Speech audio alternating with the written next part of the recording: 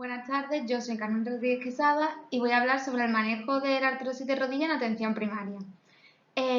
Para empezar, mencionar que el tratamiento de artrosis debe ser un tratamiento individualizado. Debemos tener en cuenta el estadio evolutivo de la enfermedad, la afectación clínica y la posible presencia de comorbilidades que tenga el paciente. Los objetivos del tratamiento van a ser controlar el dolor, mantener la funcionalidad de la articulación, reducir al máximo el riesgo, la progresión de la artrosis y mejorar la calidad de vida de los pacientes que la sufren. Tenemos varios tratamientos, entre ellos el tratamiento no farmacológico, el tratamiento farmacológico y por último el tratamiento quirúrgico.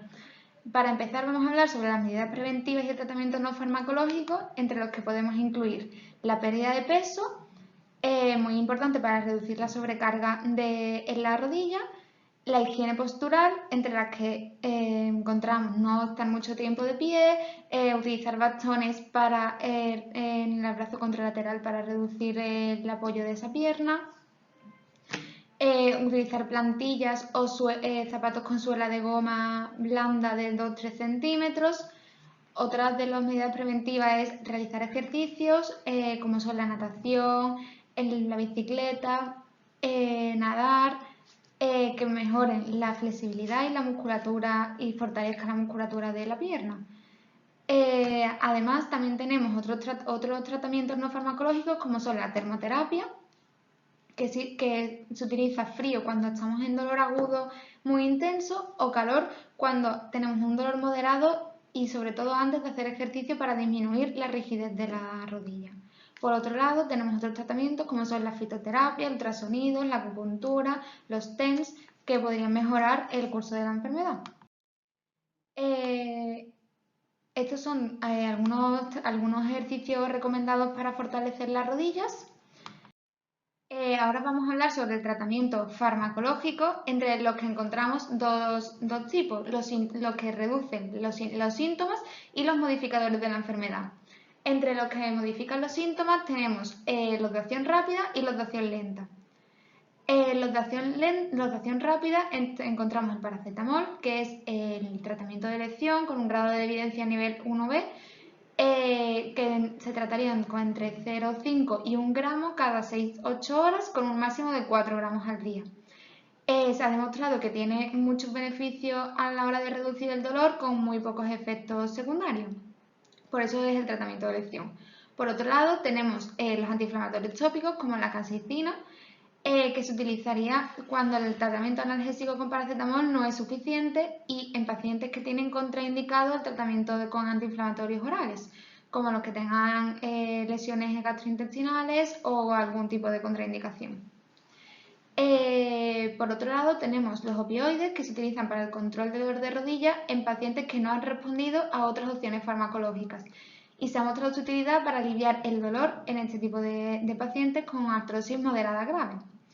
Entre ellos podemos destacar los opiáceos débiles, como el tramadol y la codeína, los opiáceos agonistas del receptor de mu, como la morfina, el fentanilo o la oxicodona, los opioides agonistas del receptor mu más inhibidores de la recaptación de noradrenalina y serotonina, como el tapentadol, y los opioides agonistas parciales, como la buprenorfina, que se puede tomar en parches o orales.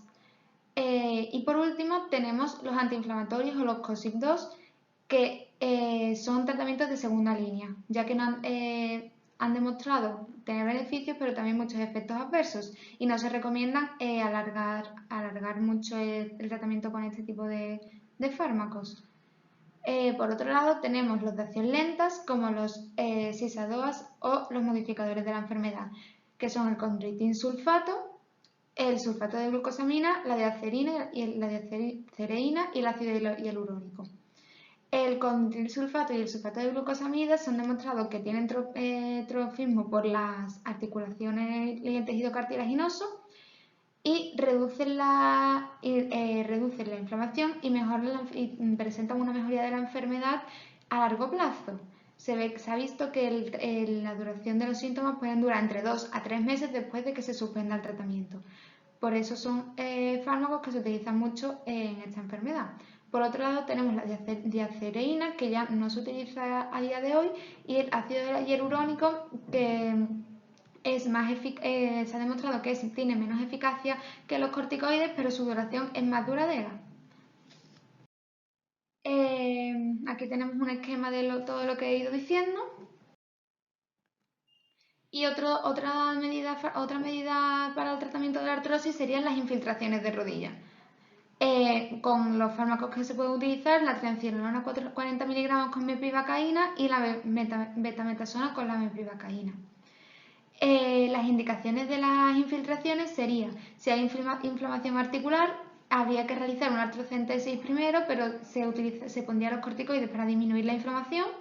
Si hay sinovitis agudas, cuando un paciente está a la espera de cirugía y demanda por mucho dolor la infiltración, cuando el tratamiento farmacológico no ha dado resultados, ni con la cinesiterapia, en gonartrosis evolucionadas o en tendinitis anserinas, cuando está asociada a esta enfermedad. La metodología que se suele seguir en este tipo de infiltraciones pueden ser varias. En primer lugar, se podría introducir por la articulación femorotibial.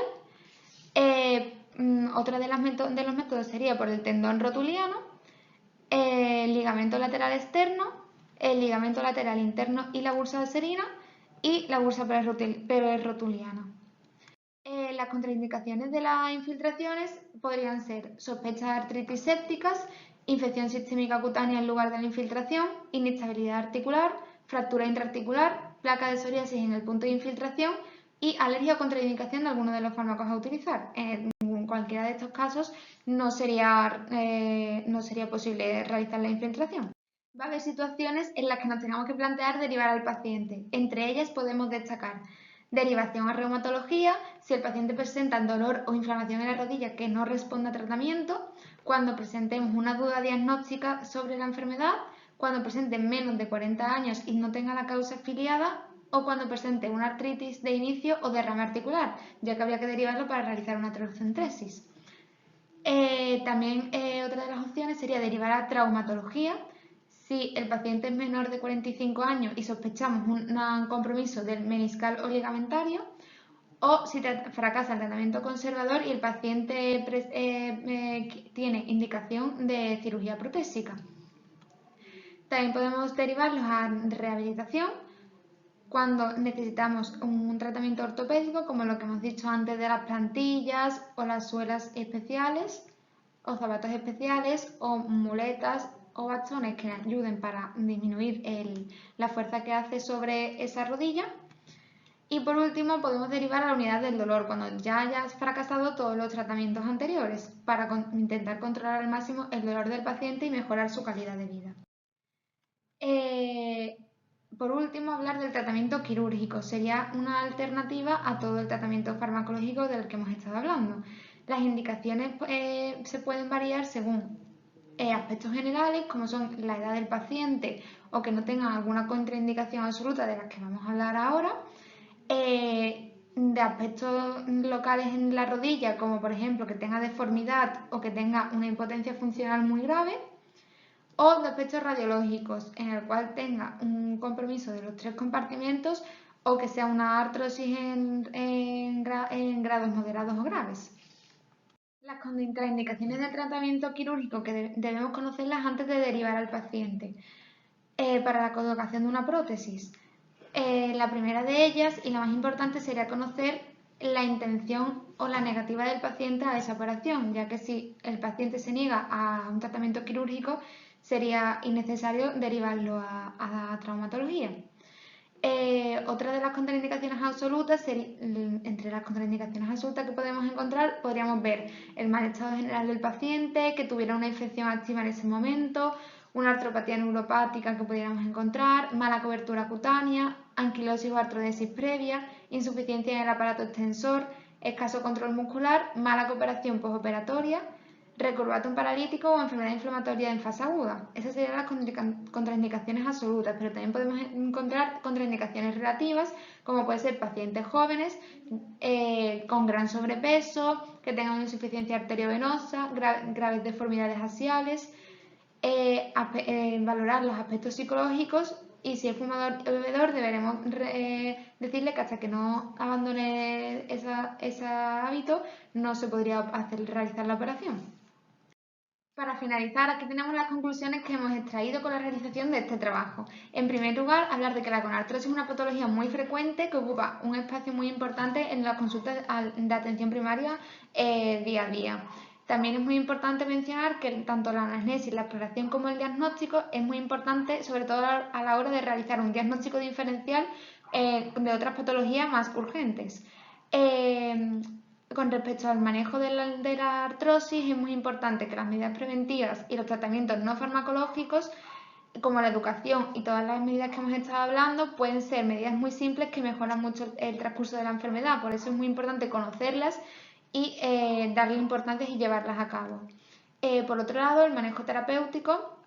Es muy importante destacar que, según las nuevas actualizaciones, se está hablando de un ascensor terapéutico, lo que quiere decir que las escalas ya no se van a ir subiendo, se pueden combinar desde el inicio de la enfermedad para intentar evitar el dolor y el malestar del paciente y así mejorar su calidad de vida. Y por último, hablar sobre que aunque el tratamiento quirúrgico sea un tratamiento el más definitivo, las infiltraciones están demostrando mejorar mucho el dolor y la evolución de la enfermedad, sobre todo a corto plazo. Y debería de ser una indicación a valorar en este tipo de pacientes.